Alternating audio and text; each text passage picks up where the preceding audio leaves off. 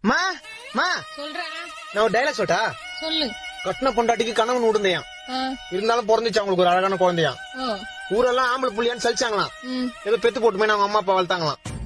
5 ரூபாய் வட்டிக்கு கடன் வாங்கிலாம் வாங்கி தந்தாராம் புக்கான். ஆ, கருமம் அந்த புள்ளதான் கிளாஸ்லயே மக்கான். ஐயோ, ஏழைக்கு வெயிலே குளிர்தான், அப்புறம் அவங்களுக்கு காசு கொடுக்குற ஜமீன்தாருக்கு ஏசிலேயே இருக்குதான்.